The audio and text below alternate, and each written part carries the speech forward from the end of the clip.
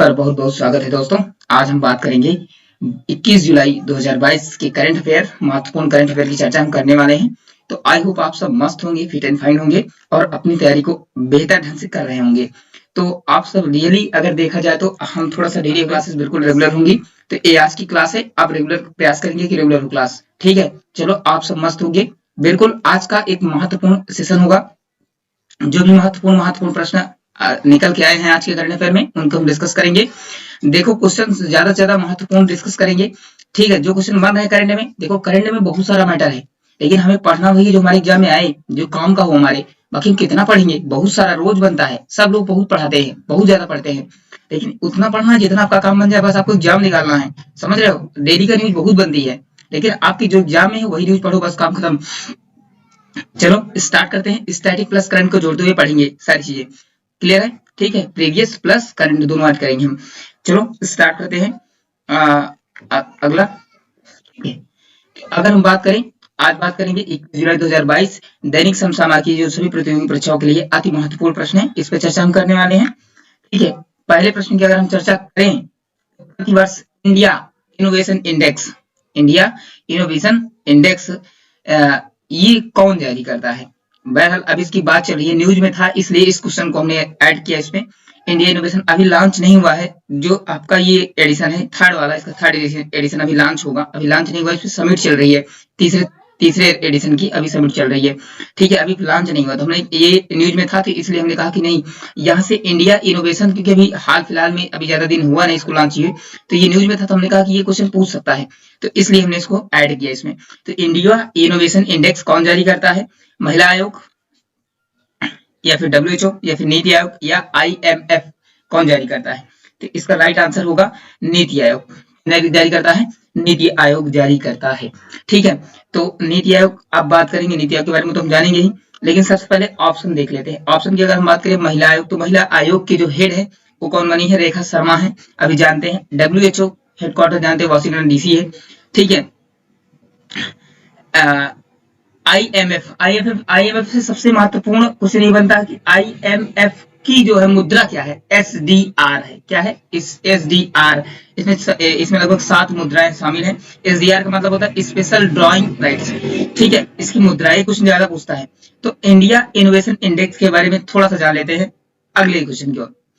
अब सबसे पहले जान लेते हैं इंडिया इनोवेशन इंडेक्स कौन जारी करता है, नीति आयोग। अब नीति आयोग के पहले बारे में बात कर लेते हैं। नीति आयोग की अगर हम बात करें, तो नीति आयोग की स्थापना 1 जनवरी 2015 को हुई थी। इसका अध्यक्ष कौन होता है, स्वयं PM नरेंद्र मोदी साहब हैं, ठीक है। इसका CM अभी हाल फिलहाल में बदले हैं, इसके CEO बदल चुके हैं। इसके पहले कौन थे CEO, राजीव कुमार, मतलब कि अमिताभ कांत थे, वो बदल करके कौन हो गए हैं, परमेश्वर अय्यर साहब हो गए हैं। कौन हो गए हैं, CEO परमेश्वर अय्यर। क्वेश्चन देखो ये करंट का है तो पूछ सकता है कि CEO कौन है अभी, परमेश्वर अय्यर, लेकिन ये भी क्वेश्चन पूछ सकता है कि परमेश्वर अय्यर ने किस नीति आयोग के कौन से CEO को रिप्लेस किया है, मतलब उनका स्थान ग्रहण किया है।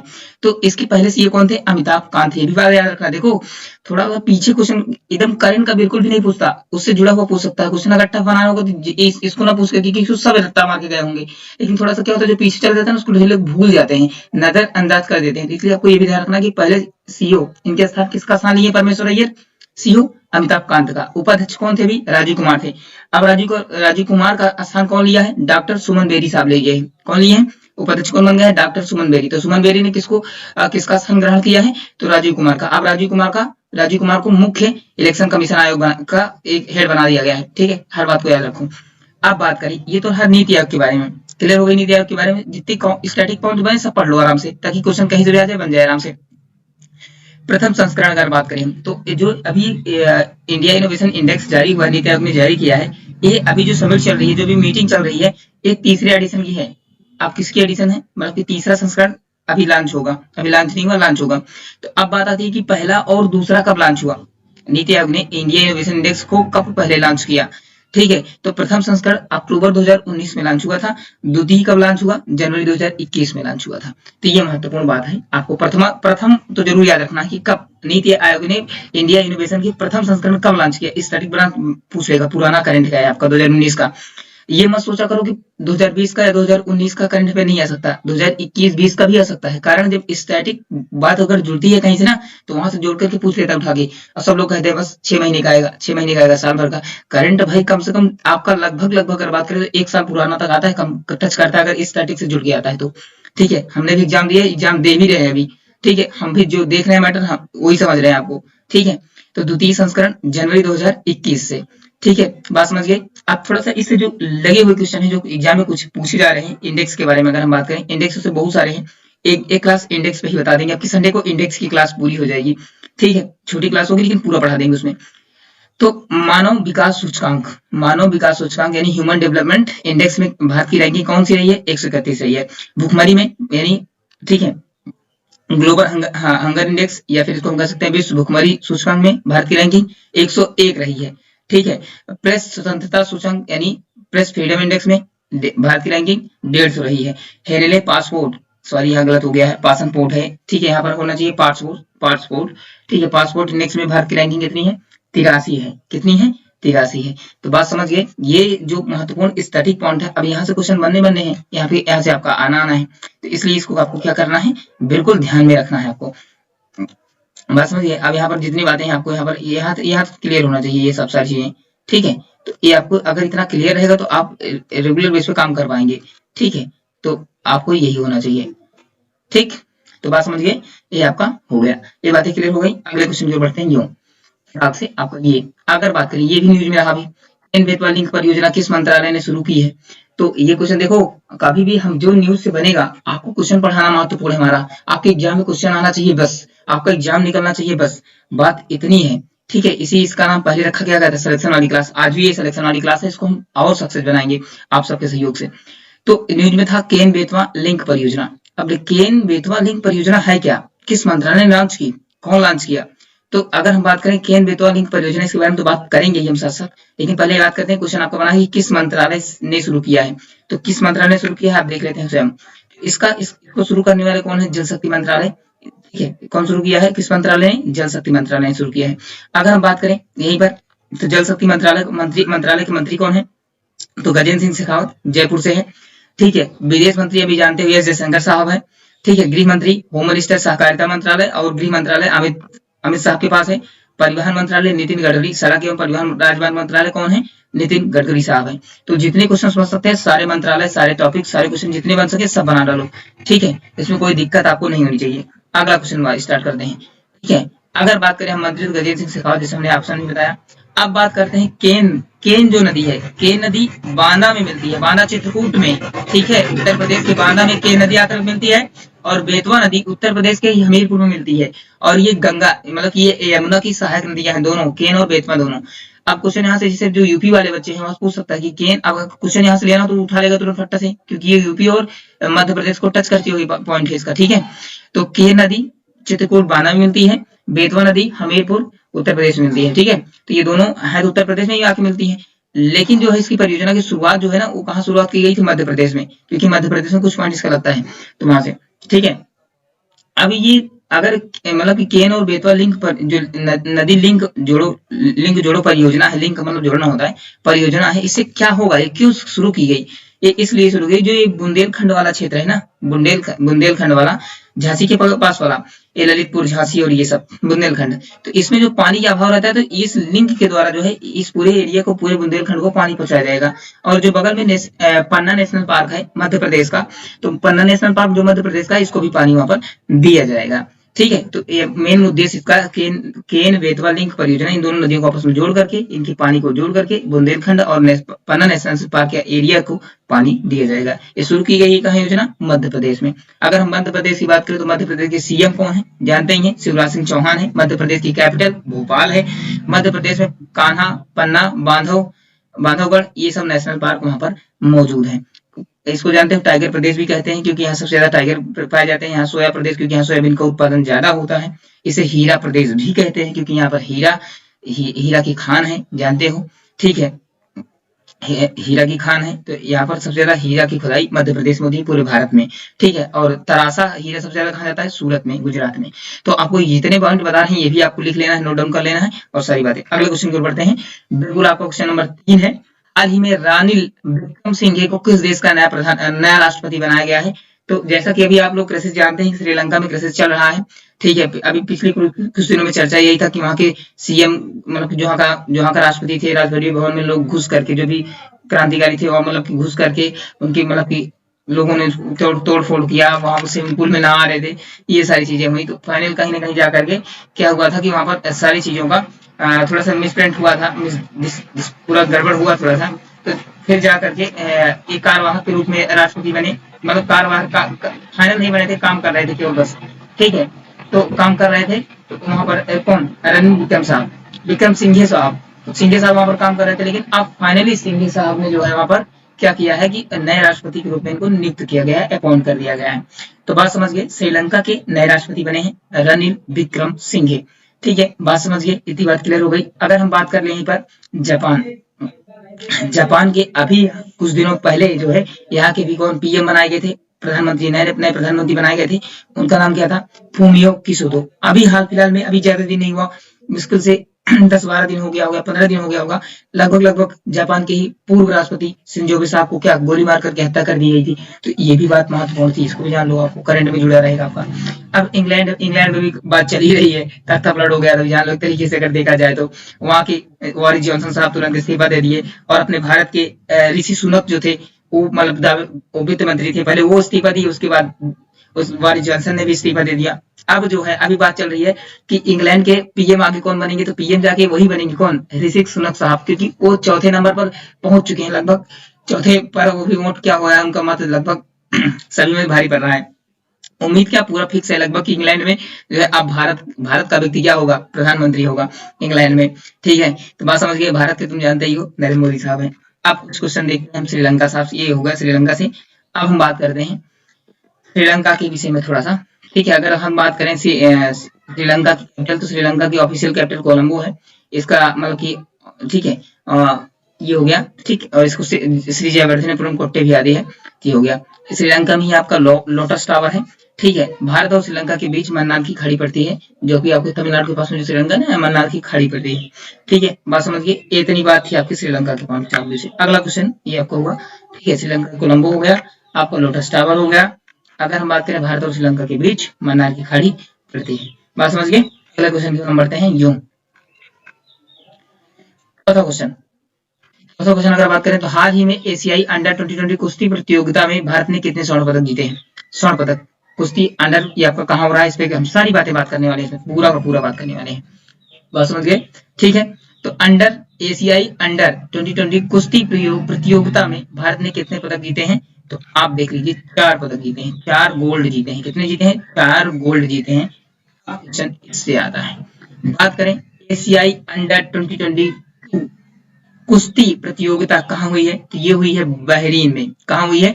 यूरोप का एक देश है बहरीन, बहरीन की राजधानी है मनामा। ठीक है, मनामा के पीएम है अल बकर बिन सुलेमान। कौन है? अल बकर बिन सुलेमान। ठीक है, तो अल बकर बिन सुलेमान साहब है, बहरीन की राजधानी मनामा है। ठीक है, अब बात करें यहीं पर आपका एशियाई अंडर कुश्ती चैंपियनशिप मतलब की आपकी प्रतियोगिता हो रही है, जिसमें कि भारत ने 4 गोल्ड मेडल जीता है, जिसमें कि 3 गोल्ड मेडल तो महिलाओं ने लाया है और 1 पुरुष ने लाया है। अब वो 3 महिलाएं हमारी कौन है? हमारे भारत की शेरनियां कौन है? 3 महिलाएं तो है प्रियंका, अर्जु और कौन है? अंतरिम। 3 महिलाएं ऐसी हैं जो कि 3 गोल्ड लेके आई हैं, सब लोगों ने एक एक जीता है। ठीक है, अगर बात करें पुरुष, तो पुरुष भी एक अकेला है, वो भी क्या है, लेकिन फिर भी जीता है, पहलवान सुजीत। कौन है? पहलवान सुजीत ने 1 गोल्ड मेडल लेके आया है, वो भी 65 किलोग्राम की कैटेगरी में। तो बात समझिए, ये क्वेश्चन इंपॉर्टेंट है, आएगा, क्योंकि जो भी एग्जाम अभी होने वाले हैं, एमटीएस चल रहा है। ठीक है, आगे चल के बहुत सारे एग्जाम्स हैं फिर जो है आएंगे। अभी आपका एनडीए वाला भी है, और ये एयरफोर्स का भी अब लगा, अब एयरफोर्स का स्टार्ट हो गया लगभग, फिर नेवी का ये जो अग्निवीर वाली योजना आ रही है, ये सारे करंट वहीं आएंगे, जितना पढ़ा रहे सब वहीं आएगा, देख लेना तुम। क्वेश्चन ना फिर से कहना, फंसेगा जरूर। अगला क्वेश्चन की हम बात करें, क्वेश्चन नंबर 5 जो कि आज का लास्ट क्वेश्चन है। हाल ही में कॉमनवेल्थ गेम्स, अभी इसकी भी बात हो रही है, बस लगभग ये भी शुरू हो गया, अभी शुरू हो जाएगा आपका 28 जुलाई से। तो ये भी क्वेश्चन न्यूज में था, तो क्योंकि फोन पे बात कर रहे थे, जो भी एथलीट्स थे वो प्रधानमंत्री उनको बधाई दे रहे थे कि इस कॉमनवेल्थ के लिए राष्ट्रीय गेम जो हो रहे हैं होंगे, ये कहाँ होंगे, सारी बातें इसमें करने वाले हैं। तो कॉमनवेल्थ गेम 2022 का आयोजन कहाँ किया जा रहा है? तो ये टोक्यो में किया जा रहा है, जापान, बर्मिंघम के इंग्लैंड में, पेरिस की फ्रांस में है, या इनमें से कोई नहीं। तो किस में किया जा रहा है? ये आपका किया जा रहा है बर्मिंघम इंग्लैंड के अंदर। किया जा रहा है बर्मिंघम इंग्लैंड के अंदर। क्वेश्चन आपको इस लेवल पे आपका टिक नहीं होता, क्योंकि पहले टिक होता था आपको तुरंत आंसर पता चल जाते थे। अब आप थोड़ा सा दिमाग लगा करिए कि कौन सा क्वेश्चन सही हो सकता है। ठीक है, तो अब बात क्लियर हो गई आपकी। ठीक, अगर हम बात करें तो बर्मिंघम इंग्लैंड में होने वाला है कॉमनवेल्थ गेम 2022 का आयोजन किया जा रहा है। आपका 28 जुलाई से लेकर के ये आपका 28 जुलाई से लेकर के 8 अगस्त तक चलेगा। ठीक है, कॉमनवेल्थ गेम ये भी 4 साल में एक बार होता है, जैसे आपका ओलंपिक होता है। तो बात समझ गए, क्लियर हो गया। अब बात करें टोक्यो, अभी हाल फिलहाल में टोक्यो ओलंपिक और टोक्यो पैरा ओलंपिक दोनों यहाँ पर टोक्यो में ही हुए थे, टोक्यो के जापान में।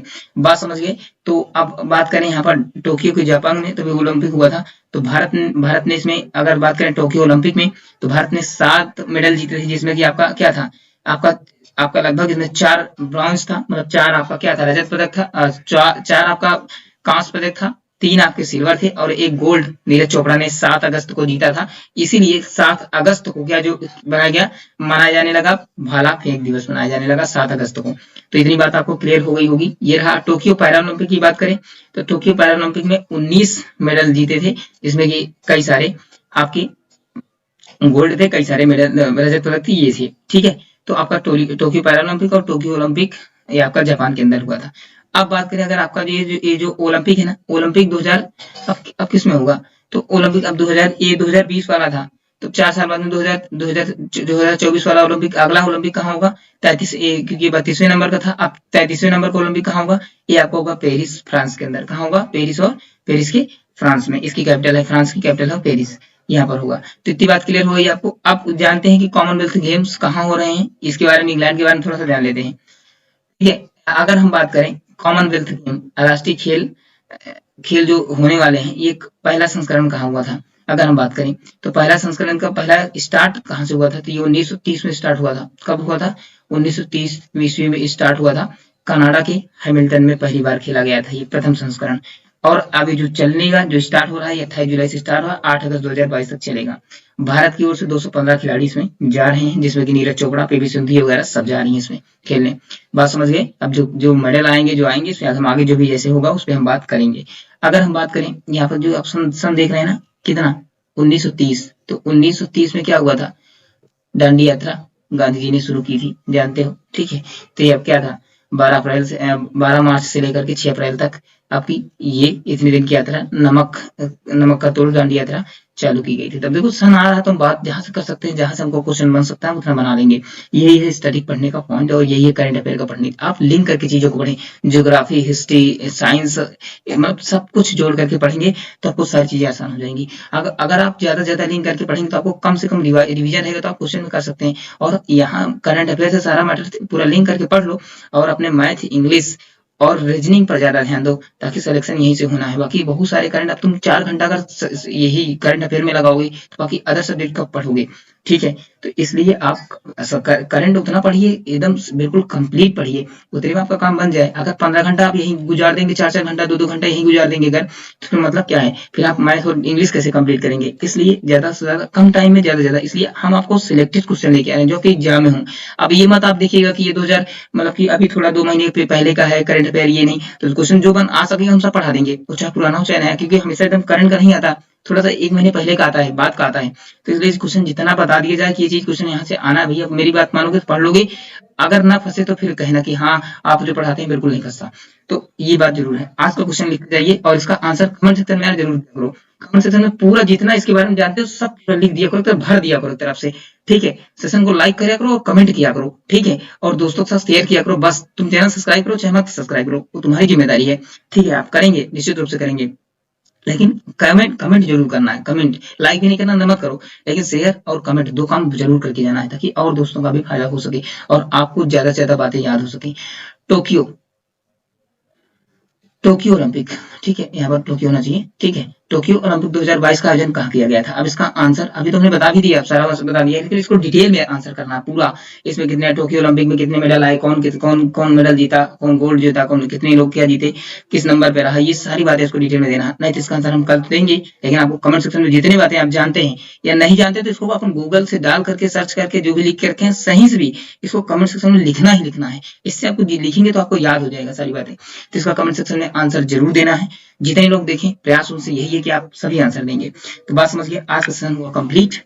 आप बिल्कुल, आप सेशन को अच्छा लगा हो तो लाइक करिएगा, शेयर करिएगा और कमेंट करना न भूलिएगा। ठीक है, चलो मिलते हैं अगली क्लास में। तब तक आप लोग अपनी तैयारी को बेहतर बनाते रहिए, सेशन को शेयर करिएगा। पीडीएफ टेलीग्राम चैनल पे आपको मिल जाएगी, डाल दी गई है, क्लियर है। मिलते हैं अगले सेशन में, तब तक के लिए जय हिंद, वंदे मातरम, भारत माता की जय। और अब संडे को आपका एक स्पेशल क्लासेस होंगी।